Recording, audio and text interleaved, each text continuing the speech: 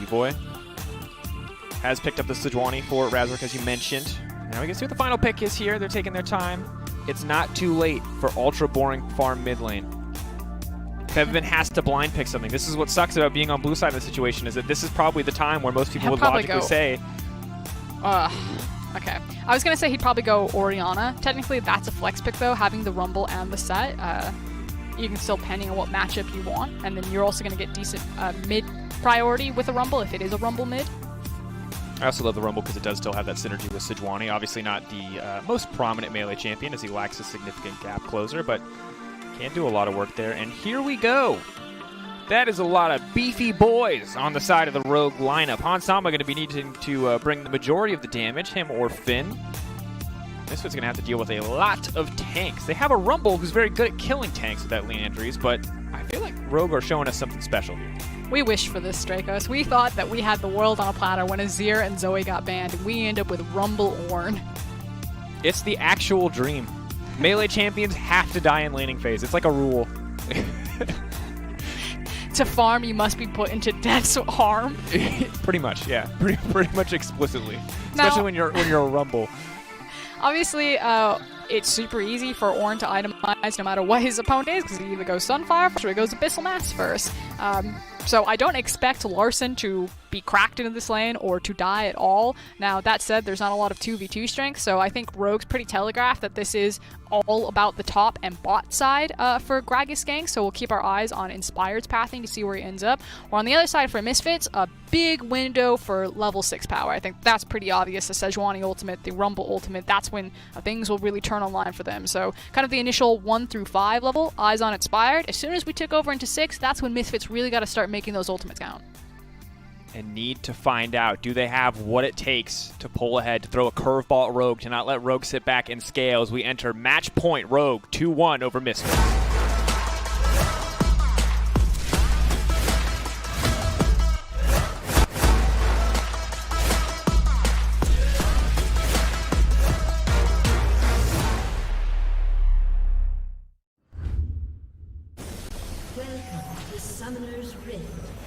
It's the do or die series for both these teams, and it's the do or die game for Misfits. Will they take us to game 5 and let us hear the sound of silver scrapes, or will their road end here? So we're going to have to find out. Yeah, this is it. Someone's spring split will come to an end. If you're a Misfits fan, if you're a Silver Scrapes fan, I'm looking at Razork and Febiven. These have been the two guys that have stood tall over the course of the regular split, that when push came to shove, they were able to pull out the crazy plays and have their hard carry moments. And at level 6, they're definitely set up to do that. And on the other side, if you're a Rogue fan, you got everything that you want. You're basically unmovable in a lot of these lanes. Inspired has gank potential virtually in every lane if he does want to take a visit towards Ornn because of the CC and the brittle damage. So he's got his pick of the litter about where he could attack on the map for Rogue.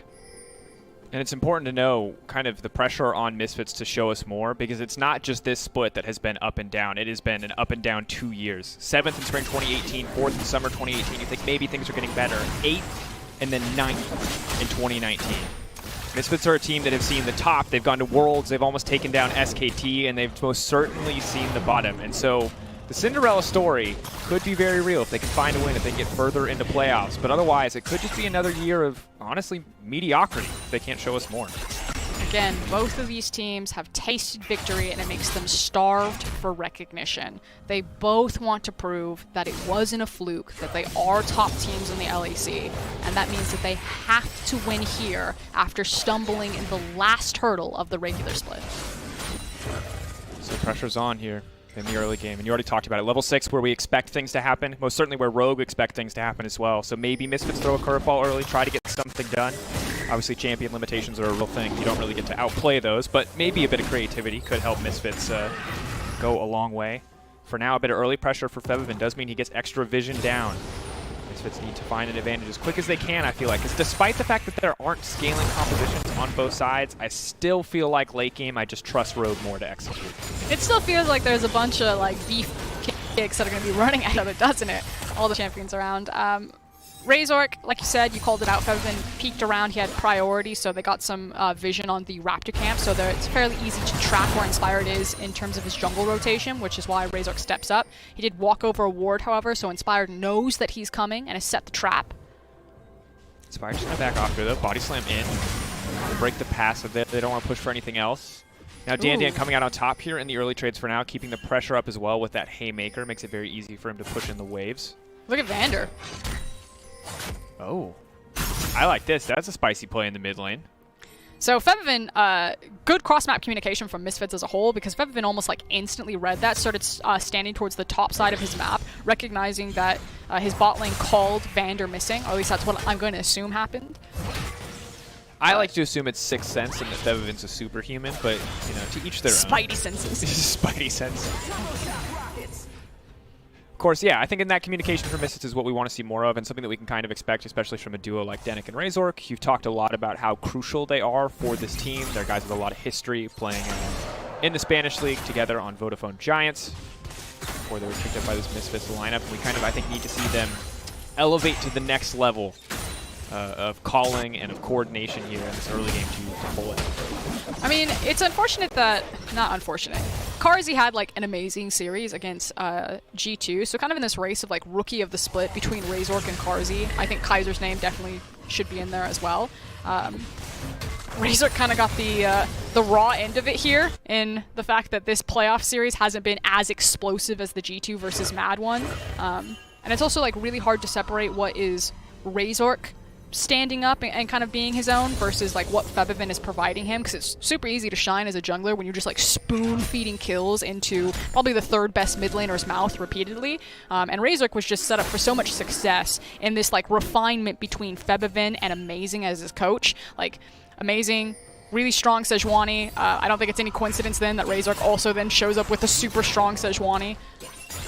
No, not at all. And of course, Vander just barely missing the hook there. Could have been a bigger fight. I think it's important to point out because the votes close before the playoff series start, right? So Razork is a guy on the list who could still win, but it would just, I think, leave a bitter taste in your mouth to win and then see a guy like Karzi and a guy like Kaiser get so much further than you in playoffs. I can't speak for him, but to me, I think it would feel almost empty. And that's a terrible thing to wonder in a series like this.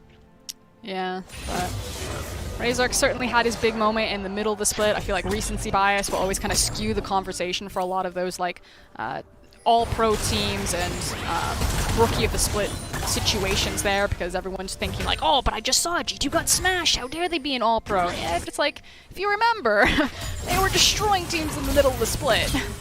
Still G2 until proven otherwise, aka knocked out of playoffs. So we'll hold on that one. And I think in this game, we're once again in this position where we're waiting. And we have level 6s coming in for both the Ornn and the Rumble. Obviously big catalysts for action themselves, but now Razork getting closer and closer to that level 6 himself. And sadly for Misfits, because Febiven's getting pushed back here and he wants this good back timing, he uses the ult pretty aggressively. And that means it won't be available for any immediate action or team fights. I mean, that's fine. You're waiting for kind of blue to spawn, which is what Rogue are setting up. They want contest on second spawn. So using the fact that Febiven doesn't have ultimate, they just sought use for wave clear, and they have priority to make this play top. Big Ornn ult, flash out from Dan. Inspired's here as well with the Predator. Rest of Misfits were ready to respond, but good look from the side of Rogue, getting that flash out. Pretty consequence-free, don't have to burn any of their own, just giving up 2 ultimates between Finn and Larson. Yeah, but now we're going to have a desync of ultimates where there's going to be a potential window that Rumble will have access to his, and hopefully Razork will also get level 6, and Larson might not have his back up. It's important to note, and you can see I like Denik and Razork continuing to move together. Rogue setting up around the dragon here. And difficult. Hansama obviously always going to be first on this rotation in the early game when he has that power of strut, just to roam as quickly as possible. So, like, kind of making his presence more known than you would normally expect an AD carry to be tethered to that bot side tower. Misfits being really cautious, however, here. They had eyes that Inspired was in the river, and they didn't even want to play with it. I think if this was earlier in the series, maybe Misfits go for that play, but because there are backs against the wall, no more second chances, they actually play that one out really patient and slow. They wait until they have push priority in the bot lane, and then they slowly move back into the river, which it's small things, and I think that was the correct play, but just taking note of kind of the difference if you start to see some nerves or maybe some plays that Misfits would have normally gone for that they don't this time around. Because it's obviously, you said, right in that situation, but is it the kind of playstyle we want to see from Misfits all game? Potentially not. Let's find out for now. Good news is Misfits are going to get their hands on this first Drake, the Cloud Drake. Happy to have that ultimate cooldown reduction. Normally I'm not excited about Cloud, but when your team consists of a Rumble, a Set, and a Sejuani, it's a damn good Drake to have. Yeah, and that was the small window that we alluded to previously, the fact that there was desyncs in the ultimates between Ornn and Rumble. Misfits feel really confident not only that they had the priority pushing in the bot lane, but they had access to the Rumble ult that came back up. Razork was a level 6, and so like, that's fine, we can rock into River because Larsen's ult is just now coming off of cooldown, so they felt confident in their team fight advantage. And this is the first time since game 1 that we've seen Dan put in a position where he's not just bleeding out on the top side of the map as well, which is just another thing going in favor of Misfits, or at least improving from the previous game, because he was getting smacked around. It was not a pretty thing to watch, but seemingly much more comfortable in this Set versus Connected matchup. Yeah, and he hasn't gotten a lot of attention. You know, Inspired hasn't been up there. We talked about one of the potentials is that you're teaming up an AP jungler with an AD top laner, and you can continue to kind of double down on the success that Finn has had on this pick, but Dan's done a good job of keeping himself safe, and Inspired really hasn't poked his head up there outside of that attempted dive when Larsen decided to roam. It's interesting too because Finn opted for this, opted for this Renekton going in. Of course, it bought the pick later for Larsen to get the Ornn as a potential counter, but so it not working out is not ideal. This is important in that Hans Sama has pulled off of the bot lane, obviously using that movement speed of the strut, getting there first. B-Boy decided to clear out the wave and is now starting to move. Aphelios will be late to this, so while Rogue at the disadvantage of starting the Herald first, or excuse me, Misfits had an advantage that Rogue started it first, they have the advantage of having all 5 members there ready to go. Smite should be able to take it down, but immediately the Rumble Equalizer comes out onto Vander, the most vulnerable member on the team, but Larsen now looking to turn it. Vander flashing out to safety for now, but B-Boy is on the backside. He's got the setup as well with the Caliber. Anyone who walks in that turret is going to be taking a lot of damage, but Finn at his strongest just dives forward. The Lantern coming out for the disengage. Misfits making their way out of that play unscathed and taking down Vander in the process. By the skin of his teeth, Feathervin manages to get the Dark Passage to safety. Now, all said and done, they trade First Blood in Set's pocket for the Herald that Inspired now has access to. And again, by the skin of their teeth, they got away with that because it was almost a 1, if not a 2-for-1 trade in favor of Rogue.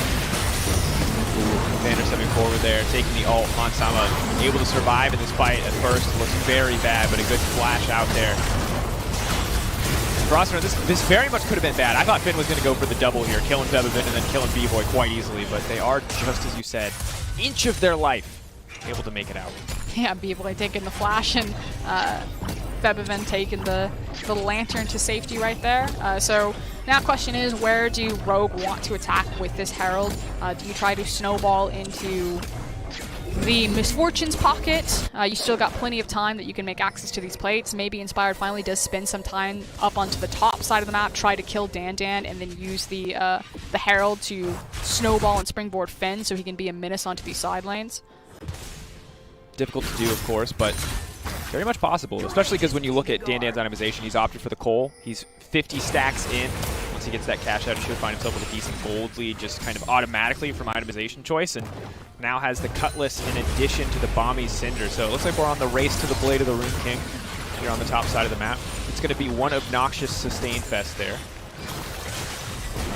So, Rogue are actually doing a really good job matching the 3-man plays by Misfits onto mid lane. That's like the 4th time that Dinnick and Razork have showed around Feathervin. And that's pretty stylistically like what Misfits like to do. You don't normally see Rogue necessarily play this. Usually, again, it's unlocking Vander and then moving him to a side lane to play 3-man there. So Vander obviously roaming a ton and kind of returning to what we saw more in 2019 Rogue. I felt like Vander used to roam a lot more and then just kind of got locked more into lane. Was the case, and now Misfits looking efficient to set up a play. And it's a similar story for both bottom lanes, to be honest, where the Aphelios and the MF are just left on the bottom side to do what they want. The difference is Hans Sama has Strut. He just gets to zoom into that mid lane anytime he pushes away and provides so much more pressure at this point in the game. Yeah, and that's been the play. They hard shove bottom. Vander usually unlocks himself first. Misfortune can make her way there.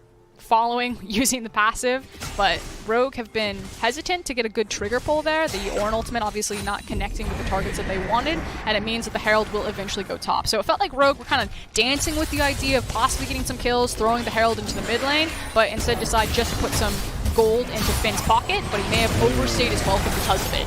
The face breaker, the dunk back down, trying to walk away, trying not to trigger that tower aggro, but he does manage to take one shot coming through. Lantern coming in as well. Finn going to be in trouble. Haymaker goes wide, but Febiven just going to grab that one. Well played by the side of Misfits. They lose a few plates, but nothing more. Grabbing a kill as well, and all in all, I'd say that Herald cost Rogue more than it earned them. Yeah, because they were, again, very unsure about how they wanted to play around it. Was it going into the mid lane? Okay, we'll put it into the top lane, and then it forced Finn to hang around much longer than he wanted to as he was waiting for the charge. And Misfits did a good job of also funneling the gold into the correct source, you know? Febiven's like, me, I'm the champion that spikes really hard on mid lane, please give it to me. And making sure that he now has that kill in the back pocket, and he can look for his mask. Haunting Guise completed now. Yeah, and now level 10 as well too, and level 2 on the Equalizer, obviously a huge damage spike. Base numbers on Rumble are absolutely ludicrous on that ultimate, obviously on the condition that you stand in it for the whole duration, but it just shows you how much a well-placed Equalizer can do. So C and Misfits around that power spike look to try and force a fight, because Larson doing fine in these individual trades one-on-one, but we know the team fights where Rumble will really shine.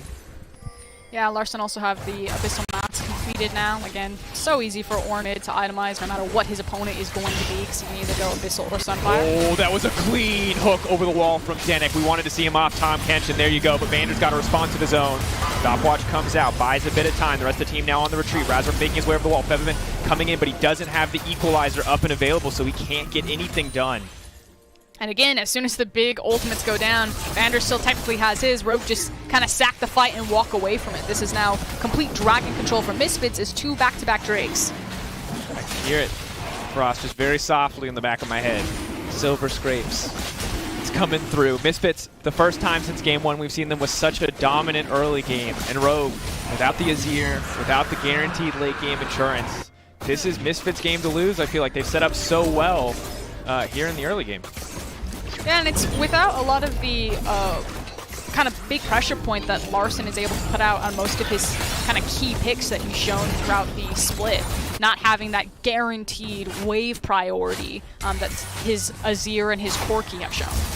Oh, but now Dandan potentially going to be in trouble here. Dragon's now coming in. It looks like he's going to get one shot. Haymaker comes out, but it might be too little too late. Facebreaker comes in. He's going to dunk him back down. Inspired buys a bit more time. Dandan just desperately trying to find the kill, but it will not work out. So close to being a massive outplay. Rogue just barely getting that one. That was some dirty damage. Oh, the boss. That's not fair. Yeah, I feel like that's only going to get scarier. I actually don't have a ton of faith of Renekton versus Set inside based on what we've seen so far. Locked in on a Hansama. Vander now going to get hooked back. E-Boy in trouble. No ult on Larson. Hansama yet. Ooh. Larson just going in anyway, though. Maybe a bit of an over-aggressive TP. Denik remains unafraid as he continues to step forward with the hook here.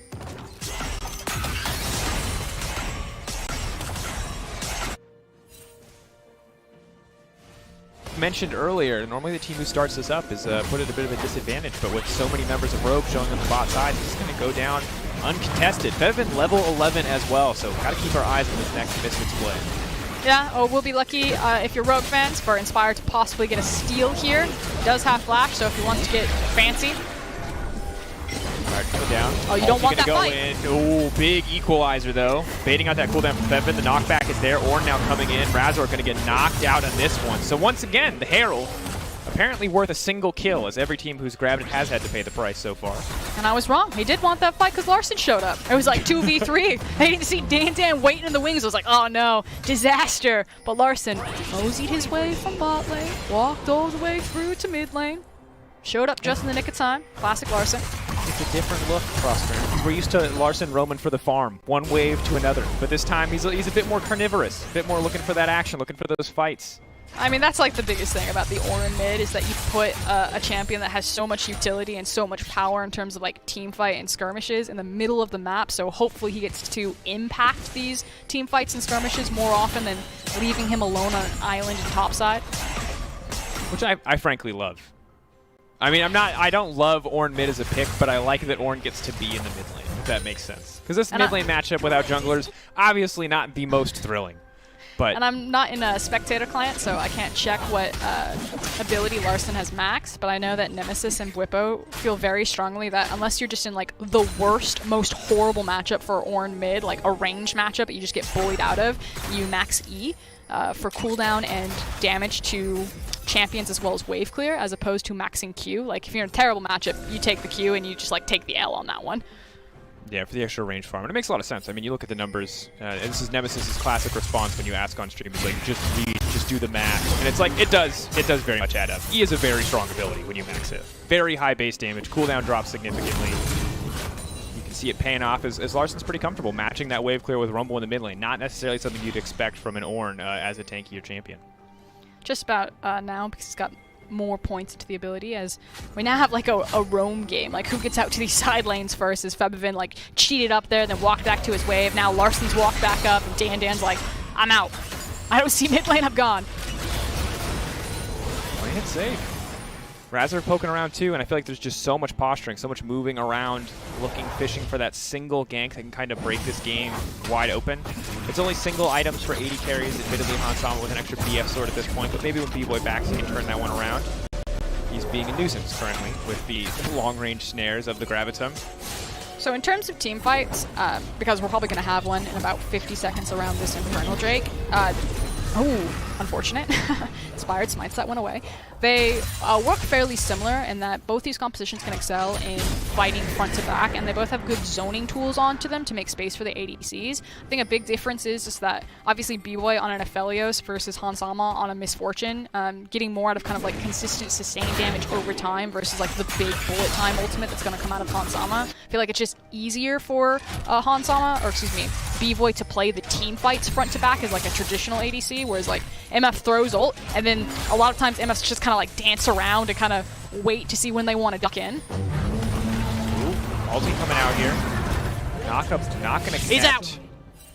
The TP does take him out to safety, and perfectly in time for this objective, it would appear. So Rogue left a little embarrassed there on the back end of that play. Definitely fishing for something on the top side to try to even up the scoreline. But can they get back in time for the Infernal? And would they even fight for it without the Ornn ultimate? That is a big oopsie-poopsie from Ornn. Or, excuse me, from Rogue. Oopsie poopsie? Yeah. All right, whatever. Wait. It's fine. That's fine. I can't say what I really think about it. Oh, okay, that's fine. This is it's the G-rated Rusker in response to that particular predicament. Of course, going into that Dragon Pit, though, even with Infernal Drake, even with some of the walls taken down, very likely to just get immediately Rumble ulted and lose the fight. So Rogue, don't take the risk. They back off. Hansama's taking up over mid lane. He's clearing out a bit here. Good news is, Larson is not put in the hole that Dan was when Dan was playing top lane Ornn. He's already level 13. He's keeping pace so far. He's upgraded his first item, and soon he'll be able to upgrade his teammates' items as well. So some good news for the side of Rogue. Yeah, and they're just waiting for that that 5v5 that they want. We thought we were going to get one around the Infernal. They tried to play the side lane play, were then behind the play, and lost the Infernal.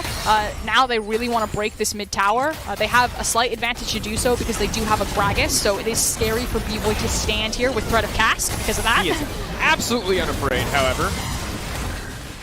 Inspired going to take a lot of poke here. He's ready for a fight to break out. He's Big burning. Rumble. Ooh, sniped. Rain and fire from the skies. The Misfits are just going to grab that kill. So here's what happened.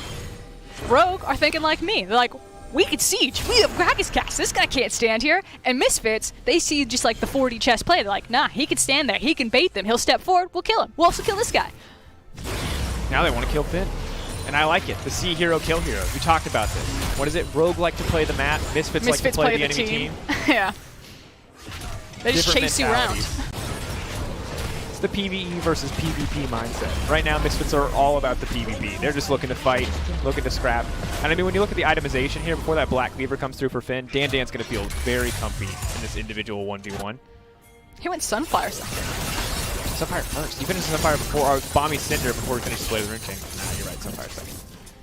I played that one out with my mouth instead of doing it in my head. Classic caster mistake, by the way. The discussion that we've had, or that the internet's been having about like Black Cleaver versus the Trinity Force, and like it's the power curve about when you feel strong in your backs versus the actual power. And people are freaking out, and he's like, "Bring me my Cape of Suns."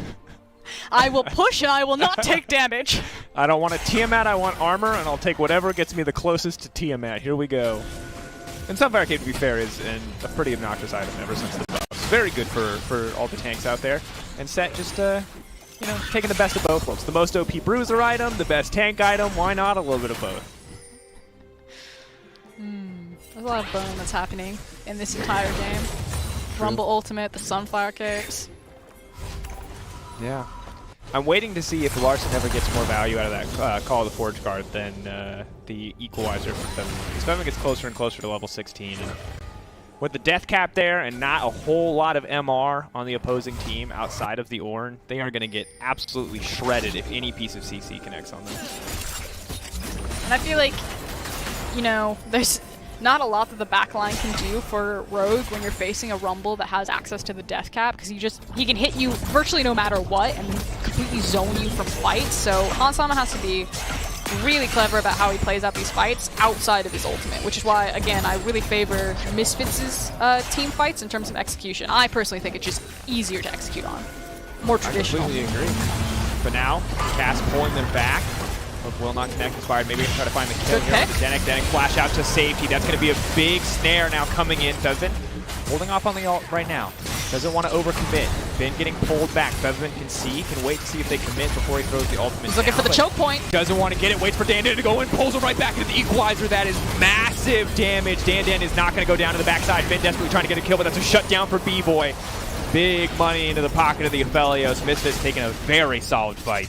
Excellent job from Featherman there to hold the ultimate cooldown. He waited until Rogue stepped forward into the choke and got maximum value out of that ult by cutting them off and then just burning them to death. And that was Rogue. They threw out their big key ultimates. They had the bullet time. They threw out the Ornn ultimate. They tried to make the pick, traded the flash on Gragas cast for Dinnick's flash. And then after that was done, they're like, uh-oh. I guess team fight's over. We have to try to like minimize loss here and get out.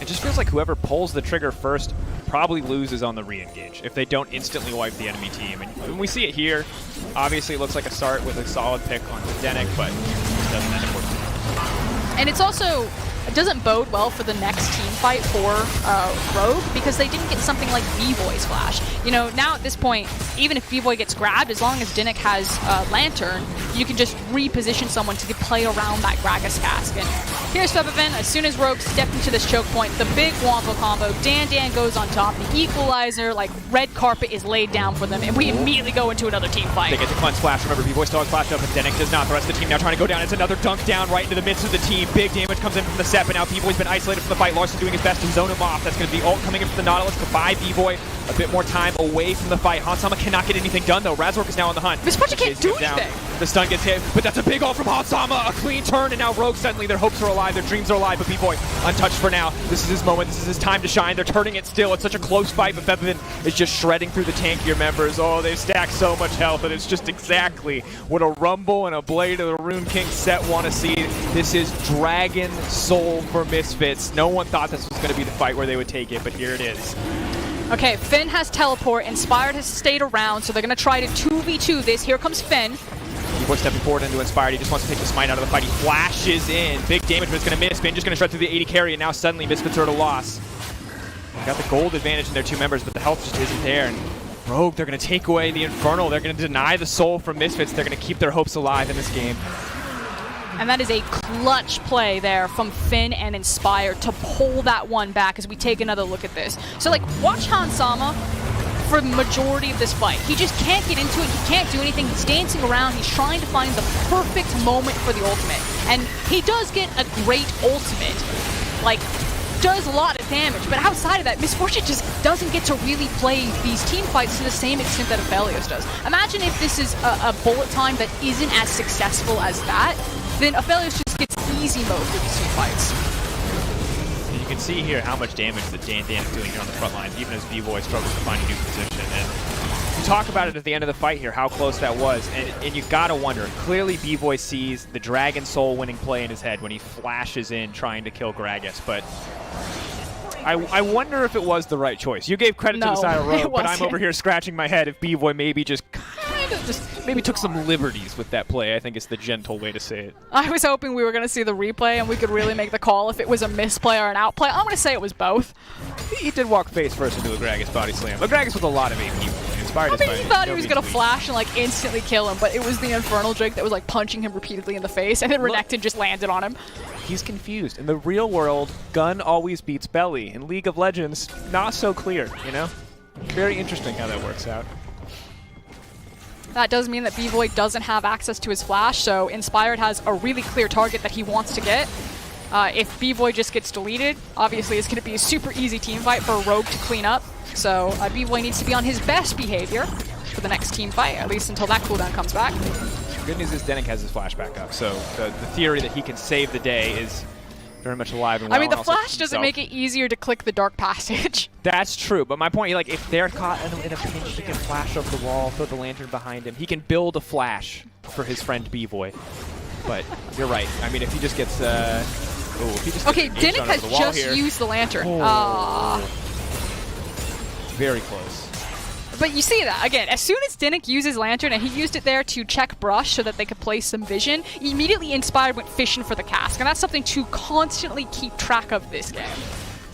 Yeah, but non-committal engage, something we haven't talked about in a long time, Crosscurrent. Morgana just hasn't been relevant, but that cask, as long as there's no fight in the next 60 seconds, why not throw it? Why not just try and see what you can get?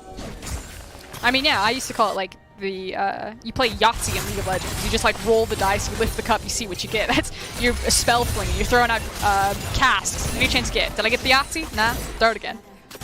Why not? You get unlimited tries as long as your opponent doesn't immediately force a fight on you.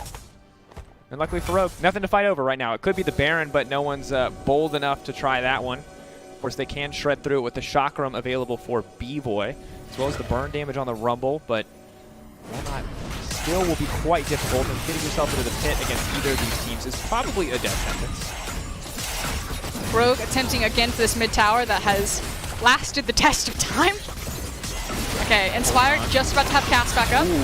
Gargoyle Stoneplate now coming in though. B-Boy trying to fire down a bit of damage on the backside. The knockup's going to be there, but the TP's coming in as well. Featherman can throw down the equalizer. Hansan with a very cheeky step forward.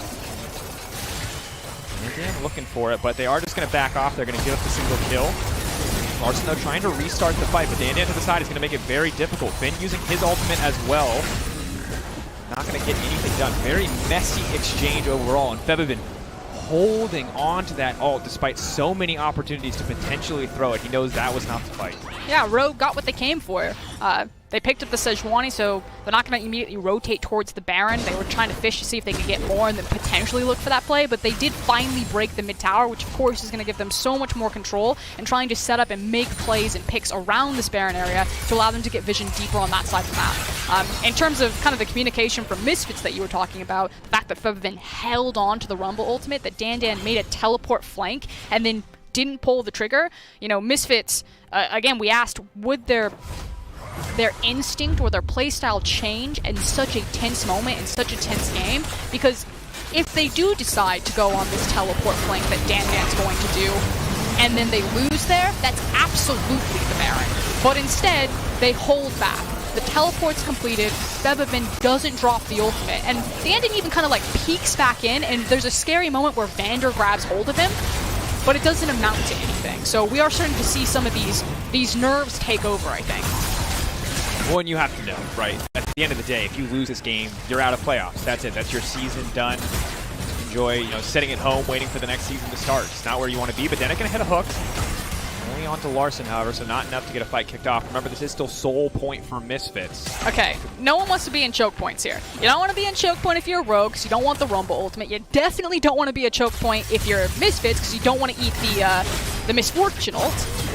Yeah, trying to find a good ult here, but taking so much damage in the meantime. Knockback is now going to try to dunk over the wall. That's going to be a big ult to start things off, but Larson is now firing back, and B-Boy gets shredded by Hansama's ult. Basically 100-0 there.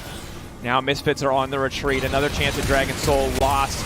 Featherman throws down the ultimate, but no one is getting hit. They're on the hunt. They're pursuing, and Rogue, just like that, they're turning the game around. Razor, just another name on the list. He is going to be able to make it out for now, but the shutdown is there. Razor on the retreat, the TP into the mid lane. They're trying to shut him off.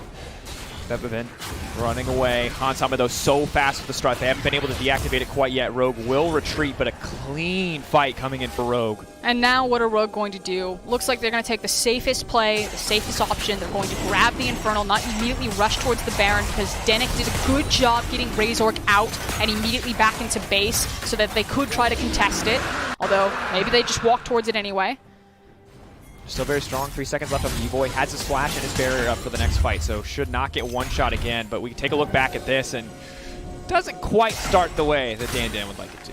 Yeah, they keep trying to find, or Misfits keep trying to find these flanks to get into the back line, because you're right, Hansama's ultimate is just doing so much damage. I think what Dan's hunting for is he is looking for the misfortune, but Misfits just pile in here for so long, and then the Ornn ultimate connects on B-Boy as it passes back through, and in the air, he dies to Hansama's ultimate. Like, he doesn't get a chance to react or even play, but he still has flash. Yeah. And here, I mean, obviously the cleanup is pretty easy. Razor getting out is a miracle, as you said, backed up by Denick there in the exchange. I just feel like Misfits are really being punished by inferior team fighting comparatively to Rogue. Like, inferior setup of team fighting and execution comparatively to Rogue. Well, and it's interesting because we see so many instances, or we saw that instant in mid lane Frostgurn where they didn't force and they played back, and it was like, okay, that's kind of the right choice. But in that instance, they're trying too hard to force. They walk right into the funnel that we said no one wants to be in. Hansama just obliterates their team with that ultimate.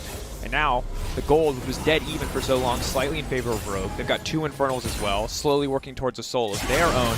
And Misfits don't really have any control around the pit at this moment.